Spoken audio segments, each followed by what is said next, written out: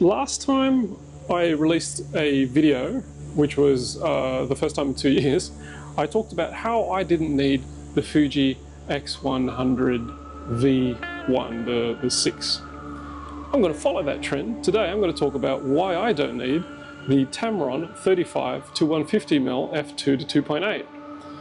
Not a rant video. I actually bought this lens and I've been using it for over 2 years now. It was an amazing lens, but remember, my mission was to simplify my huge, over bulky, just too many piece kit into a simple 2-camera setup. The Sony a7CR for my high resolution shooting and the Sony a7C II for my video shooting, which I'm doing now.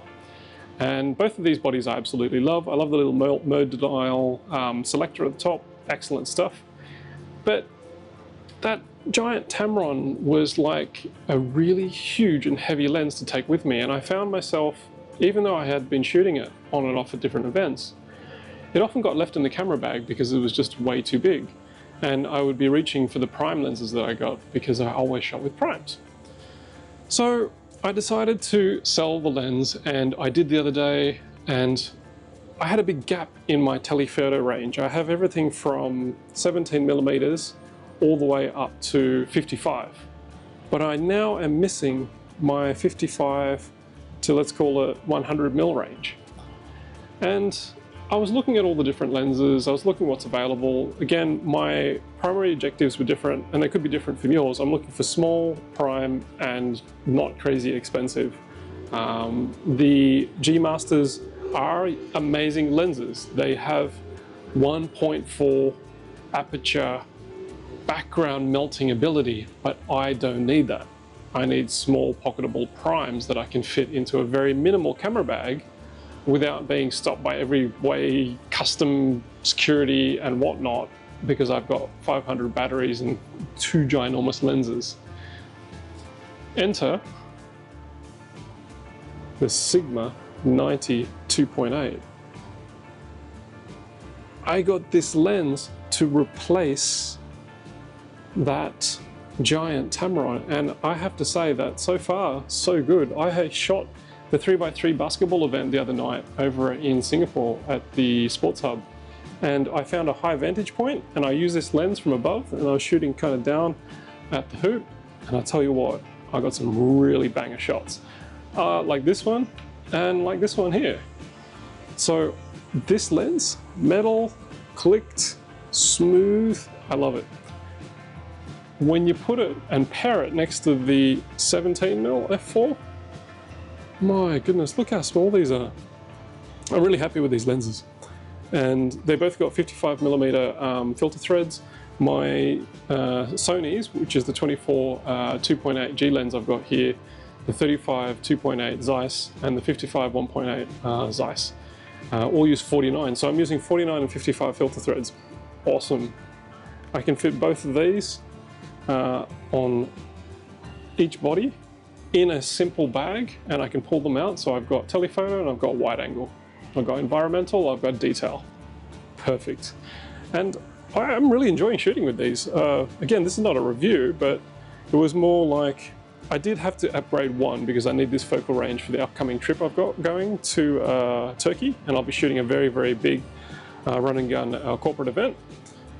So let's see how this guy and this guy pair together on this trip, and I should come back with a whole bunch of shots. I'll also be using this 24mm that I'm filming with now, primarily for shooting any of the environmental B-roll and kind of footage.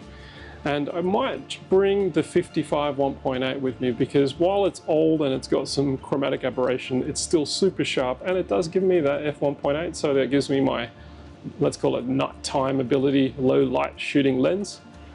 But yeah, no hate on Tamron. Your lens was immaculate. Like, hats off to you. No one else was making lenses of that focal length. Like, you guys made an amazing lens that performed amazingly. It was just a bit too giant for me, and I think, as I said, I'm on a journey of minimization, of reducing the amount of stuff that I've got, and I travel very light and very minimal now.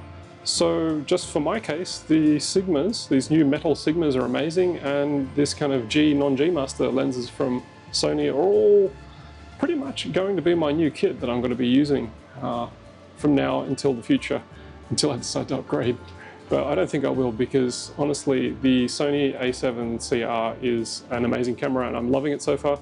I just hope that a 135mm lens comes out from Sony or Sigma. That's not, I mean, that Sony 135 right now would be amazing, but it's also big. It's almost like having that Tamron back again, so I don't really want to go there. So let's see what the rest of the year brings. And I don't need the crazy fast 1.2 f-stop aperture lenses. No, thank you, don't need them. I had a lot of those back in the Canon shooting days when I used to shoot and talk for Canon. But for now, I'm enjoying the small kit. So really, just hats off Tamron, keep shooting and enjoy the process. Like I've been experimenting with these JPEGs and shooting a lot, and I've been employing this kind of different high dynamic range and playing around with settings on the camera, and I found it a lot more refreshing and a lot more liberating, because I no longer have to sit at that computer over there and edit for 10 hours straight just to grade my footage to a half level before I start cutting it and chopping it and putting it into something. I spend more time outside taking photos, being creative and doing stuff.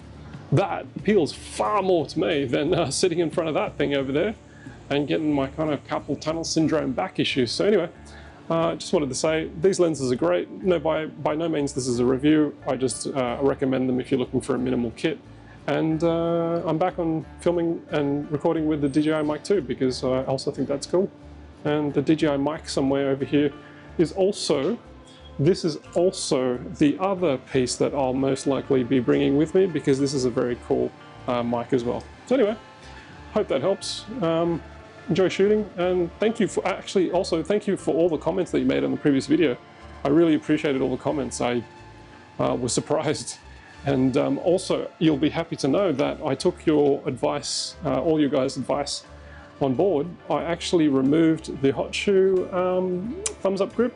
I took off the crazy thick grip that was on there, and I got a smaller, small rig base plate that I can still Arca Swiss attached to, but the whole setup is a lot more minimal. So yeah, that was great. Good comments, and thank you very much. So hope it helps. See you in the next video.